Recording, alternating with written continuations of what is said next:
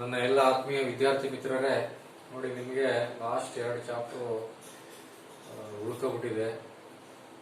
ಅದರಲ್ಲಿ ಏನೇನು ಇಂಪಾರ್ಟೆಂಟು ಅನ್ನೋದಷ್ಟೇ ನಿಮ್ಗೆ ಹೇಳ್ತೀನಿ. ಅದಿಷ್ಟನ್ನು ನೋಡ್ಕೊಂಡ್ರೆ ಒಂದಷ್ಟು ಯೂಸ್ ಆಗ್ಬೋದೇನೋ ಅಂದ್ಬಿಟ್ಟು ಇದೊಂದು ಲಾಸ್ಟ್ ವಿಡಿಯೋ ನಿಮ್ಗೆ ಮಾಡ್ತಾ ಇದ್ದೀನಿ. ನೋಡಿ, ಮಾಡರ್ನ್ ಫಿಸಿಕ್ಸ್ ಅಲ್ಲಿ 5 ಮಾರ್ಕ್ಸ್ ಬರುತ್ತೆ. 5 ಮಾರ್ಕ್ಸ್ ಅಂದ್ರೆ 5 ಟಾಪಿಕ್ ಇದೆ ಸಿಲೆಬಸ್ ಅಲ್ಲಿ. 5 ಟಾಪಿಕ್ ಅಲ್ಲಿ ಒಂದೊಂದು ಮಾರ್ಕ್ಸ್ ಬರುತ್ತೆ. ಏನೇನು ಇಂಪಾರ್ಟೆಂಟ್ ಅಷ್ಟೇ ಹೇಳ್ತೀನಿ. ಇದನ್ನ ನೋಡ್ಕೊಂಡು ಲಾಸ್ಟ್ ಮಿನಿಟ್ ನಿಮಗೆ ಮೋಸ್ಟ್ಲಿ ನಾಳೆ ಬೆಳಗ್ಗೆ ಸಿಗ್ಬೋದೇನೋ ಈ ವಿಡಿಯೋ. 5 ಗಂಟೆ ಅಥವಾ 6 ಗಂಟೆ ಹಿಂಗೆ 1/4 ಗಂಟೆ ವಿಡಿಯೋ ಇರ್ತದೆ, ನೋಡ್ಕೊಂಡು ಹೋಗ್ಬೋದು. ನೋಡಿ, ಎಲೆಕ್ಟ್ರೋಮ್ಯಾಗ್ನೆಟಿಕ್ ಸ್ಪೆಕ್ಟ್ರಮ್ ಮೇಲೆ ಒಂದು ಪ್ರಶ್ನೆ ಇರ್ತದೆ, ಲೇಸರ್ ಮೇಲೆ ಒಂದು ಪ್ರಶ್ನೆ ಇರ್ತದೆ, ಕಮ್ಯುನಿಕೇಶನ್ ಮೇಲೆ ಒಂದು ಪ್ರಶ್ನೆ ಇರ್ತದೆ, ನ್ಯಾನೋ ಟೆಕ್ನಾಲಜಿ ಮೇಲೆ ಒಂದಿರ್ತದೆ, ಆಪ್ಟಿಕಲ್ ಫೈಬರ್. ಅದರಲ್ಲಿ ಏನೇನು ಇಂಪಾರ್ಟೆಂಟ್ ಅಷ್ಟು ಮಾತ್ರ ಹೇಳ್ತೀನಿ. ಇದನ್ನು ನೋಡ್ಕೊಳ್ಳಿ, ಯೂಸ್ ಆಗುತ್ತೆ. ನೋಡಿ, ಎಲೆಕ್ಟ್ರೋಮ್ಯಾಗ್ನೆಟಿಕ್ ಸ್ಪೆಕ್ಟ್ರಮ್ ಮೇಲೆ ಪ್ರಶ್ನೆ ಕೇಳಿದ್ರೆ, ನೋಡಿ ಎಲೆಕ್ಟ್ರೋಮ್ಯಾಗ್ನೆಟಿಕ್ ಸ್ಪೆಕ್ಟ್ರಮ್ ಅಂತಂದ್ರೆ ಈ ವೈಟ್ ಲೈಟ್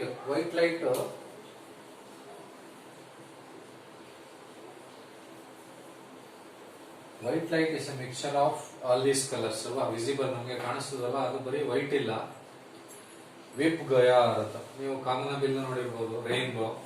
ಅದರಲ್ಲಿ ಇದಿಷ್ಟು ಕಲರ್ಸ್ ಕಾಣಿಸ್ತವೆ. ವಿಪ್ ಗಯಾರ್ ಅಂದ್ರೆ ವೈಲೆಟ್, ನೋಡಿ ವಿ ಅಂದ್ರೆ violet, indigo, blue, green, yellow, orange, red. ಇದಿಷ್ಟನ್ನ ವಿಸಿಬಲ್ ಲೈಟ್ ಅಂತ ಕರೀತಾರೆ. ಇದಕ್ಕಿಂತ ಕೆಳಗೆ ಬಂದ್ರೆ ಇನ್ಫ್ರಾರೆಡ್, ನೋಡಿ ರೆಡ್ಗಿಂತ ಹಿಂದೆ ಇನ್ಫ್ರಾರೆಡ್. ಇದಾದ್ಮೇಲೆ microwaves, radar waves, radio waves. Violet ಗಿಂತ ಮುಂದಕ್ಕೆ ಹೋದ್ರೆ ಅಲ್ಟ್ರಾ ವೈಲೆಟ್, ನೋಡಿ ಯುವಿ ರೇಸ್ ಅಂತ ಕರೀತಾರೆ. Ultraviolet, X rays, gamma rays. ನೋಡಿ, ಇದೊಂದು ಟೇಬಲ್ ನೆನ್ಪಿಟ್ಕೊಂಡು, ಈ ಆರ್ಡರ್ ನೆನ್ಪಿಟ್ಕೊಂಡ್ರೆ ಸಾಕು, ಒಂದು ಪ್ರಶ್ನೆ ಗ್ಯಾರಂಟಿ ಬರುತ್ತೆ. ಒಂದು ಏನಪ್ಪಾ ಅಂತ ಕೇಳಿದ್ರೆ ಏನು ಕೇಳ್ಬೋದು ಅಂತಂದ್ರೆ, ನೋಡಿ ಈ ಯುವಿ ರೇಸ್, ಎಕ್ಸ್ ರೇಸ್ ಮತ್ತೆ ಗಾಮಾ ರೇಸ್ ಹಿಂಗೆ ಮುಂದಕ್ಕೆ ಹೋಗ್ತಾ ಇದ್ರೆ ಫ್ರೀಕ್ವೆನ್ಸಿ ಇನ್ಕ್ರೀಸ್ ಆಯ್ತದೆ. ಫ್ರೀಕ್ವೆನ್ಸಿ ಇನ್ಕ್ರೀಸ್ ಆಯ್ತು ಅಂದ್ರೆ ವೇವ್ ಲೆಂತ್ ಡಿಕ್ರೀಸ್ ಆಯ್ತದೆ, ನೆನ್ಪಿಟ್ಕೊಡಿ. ಫ್ರೀಕ್ವೆನ್ಸಿ ಇನ್ಕ್ರೀಸ್ ಆದ್ರೆ ವೇವ್ ಲೆಂತ್ ಡಿಕ್ರೀಸ್ ಆಯ್ತದೆ. ಅದೇ ತರ ನೀವು ಇಲ್ಲಿ ಬಂದ್ರೆ ಫ್ರೀಕ್ವೆನ್ಸಿ ಡಿಕ್ರೀಸ್ ಆಯ್ತದೆ. ಹಿಂಗ್ ಹೋದ್ರೆ, ಹಿಂಗ್ ಬಂದ್ರೆ ಏನಾಯ್ತದೆ, ಫ್ರೀಕ್ವೆನ್ಸಿ ವೇವ್ ಲೆಂತ್ ಇನ್ಕ್ರೀಸ್ ಆಯ್ತದೆ. ನೋಡಿ, ಹಿಂಗ್ ಹೋದ್ರೆ ವೇವ್ ಲೆಂತ್ ಇನ್ಕ್ರೀಸ್ ಆಗುತ್ತೆ, ಹಿಂಗ್ ಹೋದ್ರೆ ವೇವ್ ಲೆಂತ್ ಡಿಕ್ರೀಸ್ ಆಯ್ತದೆ, ಹಿಂಗ್ ಬಂದ್ರೆ ವೇವ್ ಲೆಂತ್ ಇನ್ಕ್ರೀಸ್ ಆಯ್ತದೆ. ಆಯ್ತಾ? ನೀವು ಯಾವ್ದಾದ್ರು ಒಂದನ್ನು ನೆನ್ಪಿಟ್ಕೊಳ್ಳಿ. ಹಿಂಗ್ ಫ್ರೀಕ್ವೆನ್ಸಿ ಇನ್ಕ್ರೀಸ್ ಆಯ್ತದೆ. ಫ್ರೀಕ್ವೆನ್ಸಿ ಇನ್ಕ್ರೀಸ್ ಆದ್ರೆ ಆಟೋಮೆಟಿಕ್ ಆಗಿ ವೇವ್ ಲೆಂತ್ ಡಿಕ್ರೀಸ್ ಆಗಬೇಕು. ಫ್ರೀಕ್ವೆನ್ಸಿ ಡಿಕ್ರೀಸ್ ಆಯ್ತದೆ, ವೇವ್ ಲೆಂತ್ ಇನ್ಕ್ರೀಸ್ ಆಯ್ತದೆ. ಅಂದ್ರೆ wave length of infrared wave length of infrared race is less than microwave. ಅಂದ್ರೆ ಮೈಕ್ರೋವೇವ್ದು ವೇವ್ ಲೆಂತ್ ಜಾಸ್ತಿ ಇರ್ತದೆ, ರೇಡಿಯೋ ವೇವ್ದು ಇದಕ್ಕಿಂತನೂ ಜಾಸ್ತಿ ಇರ್ತದೆ, ಇದಕ್ಕಿಂತನೂ ಜಾಸ್ತಿ. ಹಿಂಗ್ ಹೋಗ್ತಾ ಇದ್ರೆ ವೇವ್ ಲೆಂತ್ ಇನ್ಕ್ರೀಸ್ ಆಯ್ತದೆ, ನೆನ್ಪಿಟ್ಕೊಳ್ಳಿ. ಪ್ರಶ್ನೆ ಕೇಳ್ಬಿಡ್ತಾರೆ, wavelength of microwave is more than infrared rays. ಕರೆಕ್ಟಾ? Yes, correct. ನೋಡಿ ಹೆಂಗೆ, ಸರಿನಾ? ಹಿಂಗ್ ಬಂದ್ರೆ ಫ್ರೀಕ್ವೆನ್ಸಿ ಡಿಕ್ರೀಸ್ ಆಯ್ತದೆ, ವೇವ್ ಲೆಂತ್ ಇನ್ಕ್ರೀಸ್ ಆಯ್ತದೆ. ಹಿಂಗ್ ಹೋದ್ರೆ ಫ್ರೀಕ್ವೆನ್ಸಿ ಇನ್ಕ್ರೀಸ್ ಆಯ್ತದೆ, ವೇವ್ ಲೆಂತ್ ಡಿಕ್ರೀಸ್ ಆಯ್ತದೆ. Wavelength of X ray is less than wavelength of ultraviolet. Correct. ನೋಡಿ, ಇದನ್ನ ನಮ್ಗೆ ಇದ್ರ ಮೇಲೆ ಪ್ರಶ್ನೆ, ಯಾವ್ದ್ರದ್ದು ವೇವ್ ಲೆಂತ್ ಕಂಪೇರ್ ಮಾಡಿದಾಗ ಯಾವ್ದು ಜಾಸ್ತಿ ಇರ್ತದೆ, ಯಾವ್ದು ಕಡಿಮೆ ಇರ್ತದೆ, ಬರೀ ಬರ್ಕೊಂಡ್ರೆ ಸಾಕು. ವಿಪ್ ಗಯಾರ್ ನಿಮ್ಗೆಲ್ಲ ಗೊತ್ತು ಅಲ್ವಾ? ವಿಪ್ ಗಯಾರ್ ಎಲ್ಲ ಗೊತ್ತು, ಎಲ್ಲ ಗೊತ್ತಿರೋದ್ರಿಂದ ಇದ್ರ ಮೇಲೆ ಏನ್ ಬರ್ತವೆ, ಅಲ್ಟ್ರಾ ವೈಲೆಟ್, ಎಕ್ಸ್ ರೇ, ಹಿಂಗೆ ಬರ್ಕೋಬೇಕು. Gamma race. ಇದ್ರ ಕೆಳಗಡೆ ಏನ್ ಬರ್ತವೆ, ಇನ್ಫ್ರಾರೆಡ್, ಮೈಕ್ರೋವೇವ್, ರೇಡಿಯೋ ವೇವ್ಸ್. ನೋಡಿ, ಇದಿಷ್ಟು ನೋಡ್ಕೊಂಡು ಇದ್ರ ಮೇಲೆ ಒಂದು ಪ್ರಶ್ನೆ ಇದ್ದೇ ಇರ್ತದೆ. ಸರಿನಾ? ನೆನ್ಪಿಟ್ಕೋಬೇಕು, ಇದೇ ಆರ್ಡರ್ನಲ್ಲಿ ನೆನ್ಪಿಟ್ಕೋಬೇಕು. ಬರೀ ಇಷ್ಟೇ, ಇನ್ನೇನು ಓದಕ್ ಹೋಗ್ಬೇಡಿ. ಬೇರೆ ಏನಾದ್ರು ಓದಿದ್ರೆ ರಿವಿಷನ್ ಮಾಡ್ಕೊಳ್ಳಿ. ಏನು ಓದೇ ಇಲ್ಲ ಮಾಡರ್ನ್ ಫಿಸಿಕ್ಸ್ ಅಂದ್ರೆ ಬರೀ ಇಷ್ಟು ನೋಡ್ಕೊಂಡ್ರೆ ಸಾಕು. ಇದರಲ್ಲಿ ಇದ್ರ ಮೇಲೆ ಒಂದು ಪ್ರಶ್ನೆ ಬಂದೇ ಬರುತ್ತೆ. ಸರಿನಾ?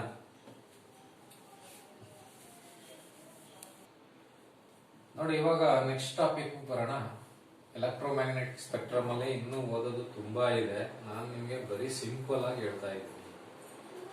ನೆಕ್ಸ್ಟ್ ಲೇಸರ್ ಬರೋಣ. ಲೇಸರ್ ಮೇಲೆ ಒಂದು ಪ್ರಶ್ನೆ ಇರ್ತದೆ. ಲೇಸರ್ ಅಂದ್ರೆ ಏನಪ್ಪಾ? Expansion, light amplification by stimulated emission of radiation, stimulated emission of radiation. Light amplification by stimulated emission of radiation, ಇದಕ್ಕೆ ಲೇಸರ್ ಅಂತ ಕರೀತಾರೆ. ಇದ್ರ ಮೇಲೆ ಒಂದು ಪ್ರಶ್ನೆ ಇರ್ತದೆ, what principal it is based on ಅಂತಂದ್ರೆ ಇದೇ ಪ್ರಿನ್ಸಿಪಲ್, ಸ್ಟಿಮ್ಯುಲೇಟೆಡ್ ಎಮಿಷನ್ ಅಂತ. ಇದಕ್ಕೆ ಸ್ಟಿಮ್ಯುಲೇಟೆಡ್ ಎಮಿಷನ್ ಅಂತ ಕರೀತಾರೆ. ನೋಡಿ, ನೀವು ಲೇಸರ್ದು ಸುಮಾರು ಕಡೆ ನೋಡಿರ್ಬೋದು, ಲೇಸರ್ ಸರ್ಜರಿ, ಲೇಸರ್ ಟ್ರೀಟ್ಮೆಂಟ್, ಕ್ಯಾನ್ಸರ್ಗೂ ಲೇಸರ್ ಟ್ರೀಟ್ಮೆಂಟ್ ಕೊಡ್ತಾರೆ, ಕಿಡ್ನಿ ಸ್ಟೋನ್ ರಿಮೂವ್ ಮಾಡೋಕ್ಕೂ ಲೇಸರ್ ಟೆಕ್ನಾಲಜಿ ಯೂಸ್ ಮಾಡ್ತಾರೆ, ಪ್ರಿಂಟ್ ಅಲ್ಲಿ ಲೇಸರ್ ಪ್ರಿಂಟರ್ ಅಂತ ಬರುತ್ತೆ, ಎಷ್ಟೊಂದು ಕಡೆ ಇದಾವೆ. ಆಯ್ತಾ, ನಿಮ್ಗೆ ಇಂಪಾರ್ಟೆಂಟ್ ಏನೇನು ಅಂತ ಹೇಳ್ತೀನಿ ನೋಡಿ. ಲೇಸರ್ ಅಂದ್ರೆ light amplification by stimulated emission of radiation. ನೋಡಿ, ಆಂಪ್ಲಿಫಿಕೇಶನ್ ಅಂದ್ರೆ ಲೈಟ್ ಇಂಟೆನ್ಸಿಟಿ ಜಾಸ್ತಿ ಮಾಡೋದು ಅಂತ. ಈ ಮಾಮೂಲಿ ಆರ್ಡಿನರಿ ಲೈಟ್ ತರ ಅಲ್ಲ ಇದು. ಇದು ಸ್ವಲ್ಪ ಕ್ವಾಲಿಟೀಸ್, ಕ್ಯಾರೆಕ್ಟರಿಸ್ಟಿಕ್ಸ್ ಎಲ್ಲ ಜಾಸ್ತಿ ಚೆನ್ನಾಗಿರ್ತವೆ.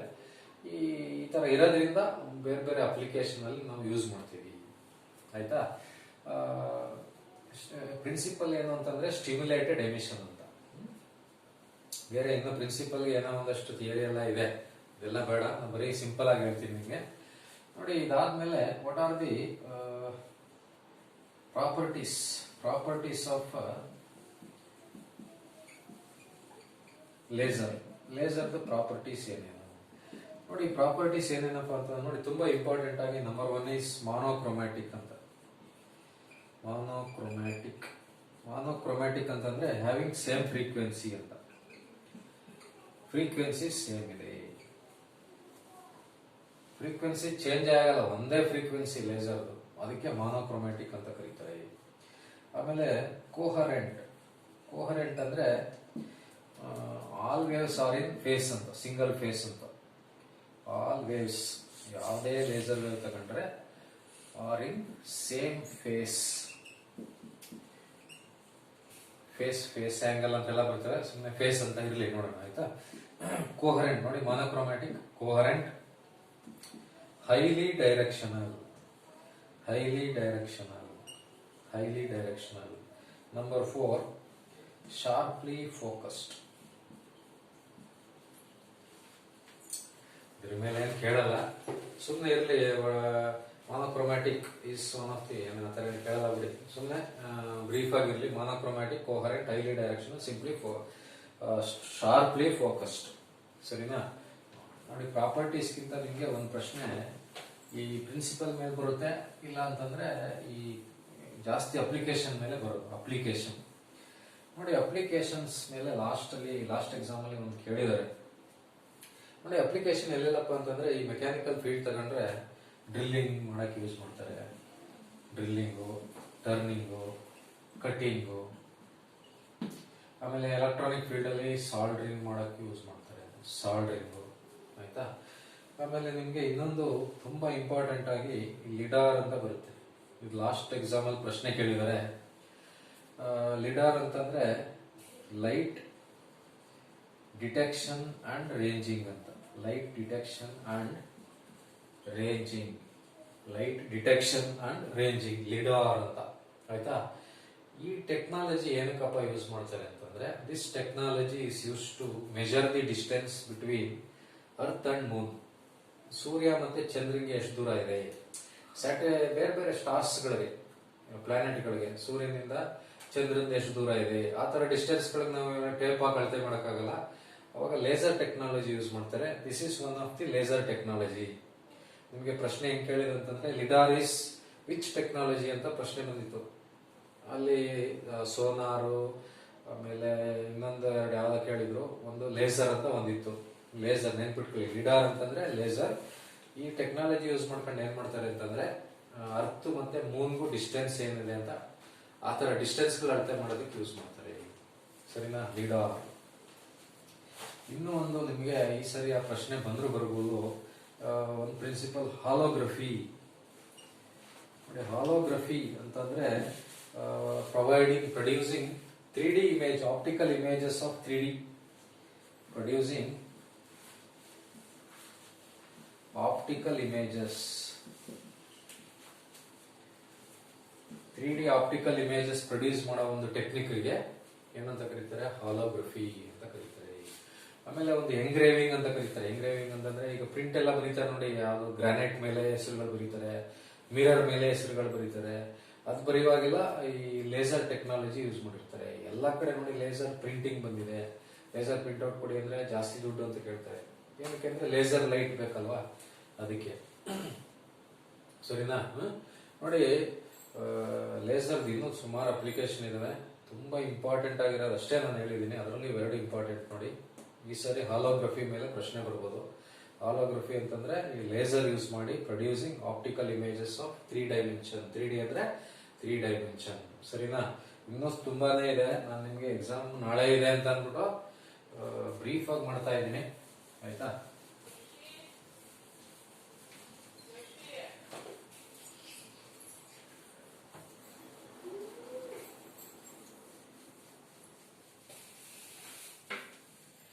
ನೆಕ್ಸ್ಟ್ ನೋಡಿ, ಕಮ್ಯುನಿಕೇಶನ್ ಅಂತ ಬರುತ್ತೆ.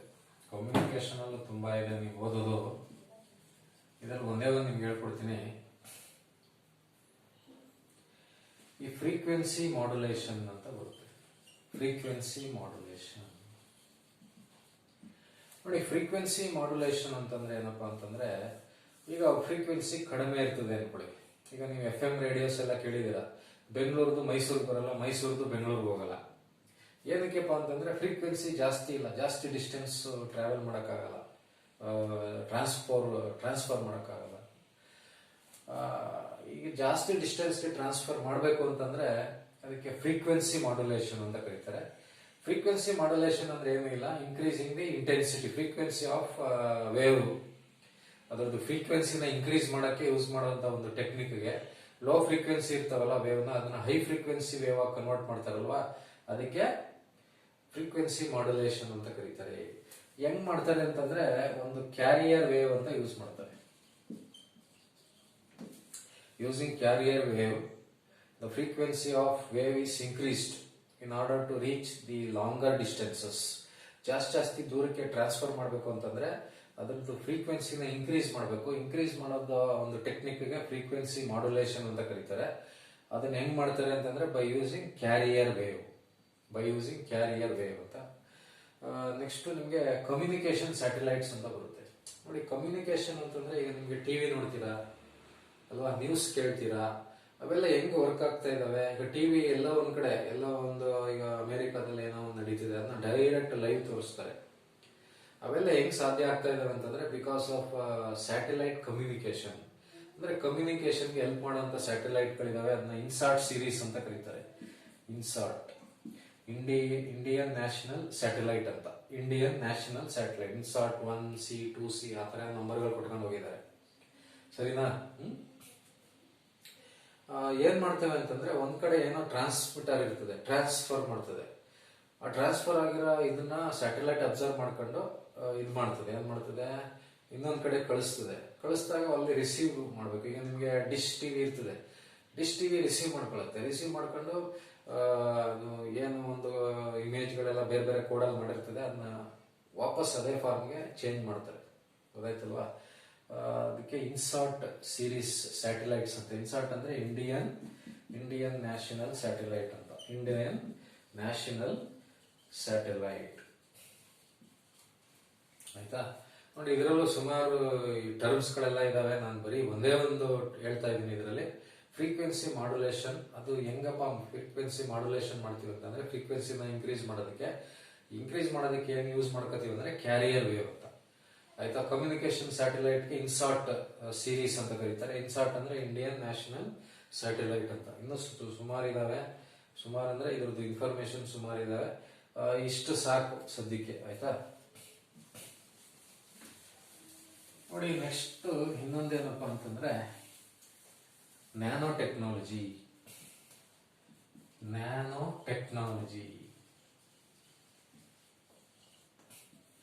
ನೋಡಿ, ನ್ಯಾನೋ ಟೆಕ್ನಾಲಜಿ ಅಂತಂದ್ರೆ, ನ್ಯಾನೋ ಅಂದ್ರೆ 10⁻⁻⁹ ಮೀಟರ್. ಆರ್ ಒಂದು ಎಕ್ಸಾಂಪಲ್, ಲಾಸ್ಟ್ ಎಕ್ಸಾಂಪಲ್ ಕೇಳಿದ್ರು 1 ಬಿಲಿಯನ್ ನೆನ್ಪಿಟ್ಕೊಳ್ಳಿ. 1 ಬಿಲಿಯನ್ ಆಫ್ ಮೀಟರ್.